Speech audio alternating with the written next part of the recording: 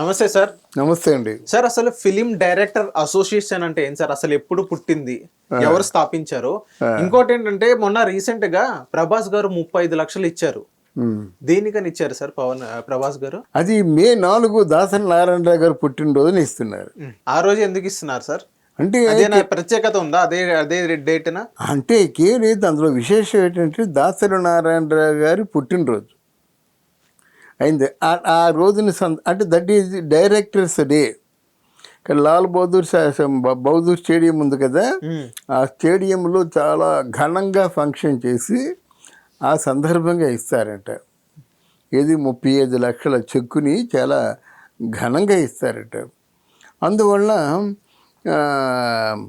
అది నిజంగా the hero of the industry, hero of the society.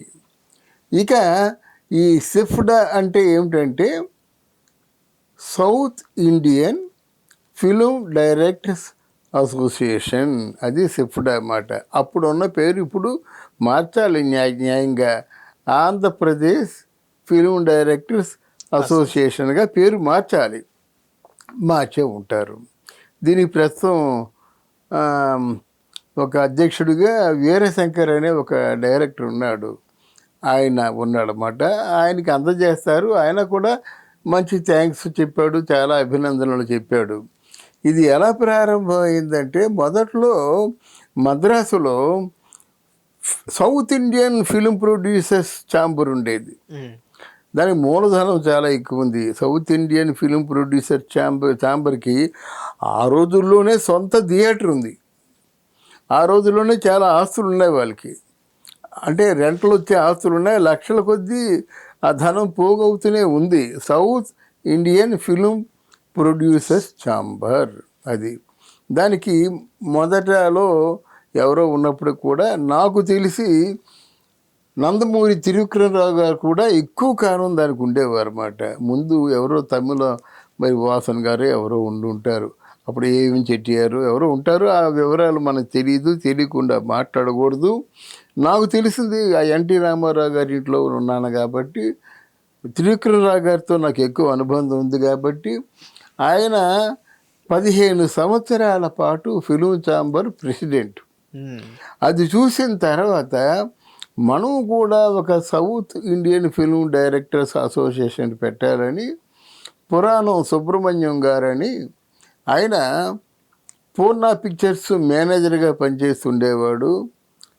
Cinema field పట్ల ఆసక్తితో పసిరి మనసులు, దెబ్బకుట, దొంగల ముఠ ఇట్లాంటివి 2-3 సినిమాలు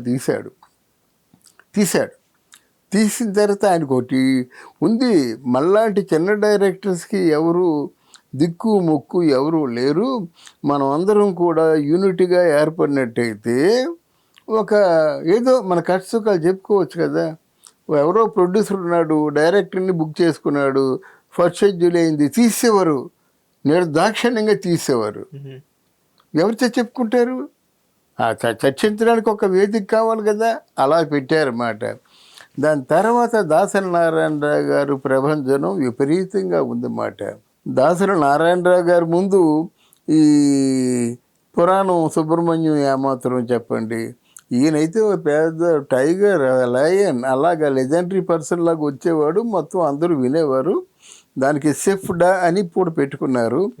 చాలా కాలం దాసరి డైరెక్షన్, కథా మాటలు, screenplay direction Dasari Narayana Rao. సిఫ్డా అని బ్రాకెట్లో ఉండేది అన్నమాట. అదొక పెద్ద అవార్డు లాగా ఉండేది, ఆ రోజుల్లో అంత గొప్పగా ఉండేది. అయితే అక్కడ ఉన్నంతసేపు సిఫ్డా బాగానే ఉంది. ఇక్కడికి వచ్చారు, ఇక్కడ కూడా డైరెక్టర్స్ అసోసియేషన్ అయితే ఉంది, కానీ అసిస్టెంట్ డైరెక్టర్లకి, అసోసియేట్ డైరెక్టర్స్కి, ఫిలిం టెక్నికల్ పీపుల్కి ఏమైనా మంచి జరిగిందంటే మంచి జరగలేదు. మరి మంచి జరగాలంటే మూలధనం కావాలి కదా. ఇల్లు కట్టించివ్వాలి, స్థలం ఇవ్వాలి, పోరాటం చేసేవాళ్ళు ఇప్పుడు ప్రస్తుతానికి ఎవరు లేరు మాట. దాన్ని బలపరచడానికి వేసేటువంటి ప్రణాళికే అంటే డైరెక్టర్స్ అందరికి కూడా మూల పురుషుడు ప్రస్తుతానికి దాసరి నారాయణరావు గారినే పెట్టుకుంటున్నారు. ఆయన పేరు మీద డైరెక్టర్స్ డే అని పెట్టుకుంటున్నారు. ఆయనకి ఆయన ఒక 100 మంది శిష్యులు ఉన్నారు. బలగం అంతా బాగుందన్నమాట. కనుక ఇప్పుడు ప్రభాస్ కొంచెం చలించి ఎలాగైనా సరే వాళ్ళకి ఏదో జీవనోపాధి కల్పించాలి, ఇల్లు వాకిలు కల్పించాలి, ఇన్సూరెన్స్ కల్పించాలి, ఏదో కొంచెం మొత్తం మీద కొన్ని కోరికలతో వాళ్ళు వెళ్ళినట్టయితే తప్పకుండా ఆయన ఆలోచిస్తాడు. ఆయన మనసు తట్టినట్టయితే తప్పకుండా ఇస్తాడు. కానీ 35 లక్షల రూపాయలు వెంటనే ఆయన మనసుకు అనిపించింది, మీకు ఇస్తున్నాను, ఎప్పుడు ఇవ్వమంటారో చెప్పండి అంటే, ఓ డైరెక్టర్స్ డే ఉంది కదండి, మే 4, ఆ రోజున మీరు ఇచ్చినట్టయితే ఆయన ఆత్మ ఎక్కడున్నా శాంతిస్తుంది. మా డైరెక్టర్స్ అందరం కలిసి మళ్ళీ వచ్చి ఈ ధనాన్ని ఏ విధంగా వినియోగించాలో, లేదా మా పథకాలు మాకు ఉంటాయా కదా, మా పథకాలు మాకు ఉంటాయి కదా, ఈ పథకాలని ఎలాగ అమలు చేయాలో మీతోని కూడా చర్చించి, పెద్దలతో చర్చించి ఒక కొలిక్కు వస్తామండి అని చెప్పేసి అనుకున్నారన్నమాట. సార్, ఆ 35 లక్షలు ఇప్పుడు పథకాల ప్రకారమే అది ఉపయోగిస్తారా సార్? అంటే వీళ్ళకి నెసెసిటీస్ కొన్ని ఉంటాయి. ఇప్పుడు డైరెక్టర్స్లో ఎప్పుడో 2-3 సినిమాలు అలా చేసి ఉన్నారు. వాళ్ళు తినడానికి తిండి లేదు, యాక్చువల్గా పౌరుషంగా బతుకుతారు, అడుక్కోలేరు. అలాంటి వాళ్ళకి జెన్యూన్గా ఒక ఇల్లు ఉండాలి కదా. అవును, ఇల్లుంటే అదే తగ్గుతుంది, ఉంటే తింటారు, లేకపోతే కడుపులో కాలు పెట్టుకొని పడుకుంటారు. అలా కాకుండా ఇల్లు ఆకిలి లేకుండా, అంటే మినిమము రిక్వైర్మెంట్స్ లేకుండా ఎలా బతుకుతారు? డైరెక్టర్స్ కంటే ఎలాగుంటుందంటే, డైరెక్టర్స్ అందరూ అసిస్టెంట్ డైరెక్టర్ నేను కదా, సినిమా చేస్తున్నప్పుడు మనం పెద్ద యువరాజులాగా ఉంటామన్నమాట. సినిమా చేస్తుంటే ఎవరు మన ముందు ఎన్టీ రామారావు గారు ఉంటారు, మన ముందు నాగేశ్వరరావు గారు ఉంటారు, మన ముందు శోభన్ బాబులా ఉంటారు, ఇంకొకరు కృష్ణ ఉంటారు, వచ్చి ఏమాయని పిలుస్తారు, సీన్ పేపర్ చదవే అంటారు. మనకేంటంటే వాళ్ళందరితో ఈక్వల్గా మనం సైకలాజికల్గా ఫీల్ అవుతాం. అంటే అసిస్టెంట్ డైరెక్టర్ అనేవాడు బస్సు టికెట్ డబ్బులు లేకపోతే ఇక్కడి నుంచి తేనాంపేట నడిచి వెళ్ళిన రోజులు ఉన్నాయి చాలా. దానికి నేను కోటి రామకృష్ణ ఉదాహరణ. ఏవిఎం స్టూడియో నుంచి కథలు చెప్పుకుంటూ తేనాంపేట వెళ్ళామన్నమాట. అట్లాంటి నిరుపేద పరిస్థితులను అనుభవిస్తారన్నమాట. అనుకుంటారు ఏం చేద్దాం డైరెక్టర్స్కి, ముఖ్యంగా పేదవారికి ఏం చేద్దాం, వాళ్ళ పిల్లల విద్య గురించి ఏం చేద్దాం, ఆరోగ్యం గురించి ఏం చేద్దాం వాళ్ళు అనుకుంటారు. ముందు యాక్చువల్గా ఏ డైరెక్టర్, ఏ చైర్మన్ అయినా, ఏ ఎగ్జిక్యూటివ్ బాడీ అయినా అదే ఆలోచిస్తారు కదా, మనకి ఎంతమంది ఉన్నారు, ముఖ్యంగా అంటే ఇప్పుడు వెంటనే సహాయం అందించవలసిన ఎవరు ఉన్నారు, వాళ్ళకి సహాయం అందించి హ్యాపీగా ఆ డైరెక్టర్స్ డేని ఇంకా వైభవంగా జరుపుకునే ప్రయత్నం చేయాలి. అయితే డైరెక్టర్స్ డేకి నా నా నా ఆలోచన, ఇంత ఘనంగా ఈ డైరెక్టర్స్ డేని జరుపుకున్నప్పుడు ఎవరో మామూలు అంటే చిన్న డైరెక్టర్స్ని పెట్టుకునేది నడిపించడం మంచిది కాదు. ఇప్పుడు హరీష్ శంకర్ అన్నారు, అలాగే పైకి రావాలి, వాళ్ళకి అనవసరంగా పెద్దవాళ్ళని చేయొద్దు. కానీ దీనికి చిరంజీవి ముఖ్య కారకుడిగా ఉంటే బాగుంటుంది. ఆ సభకి ఒక అందం ఉంటుంది, ఆ సభకి ఒక డిగ్నిటీ ఉంటుంది.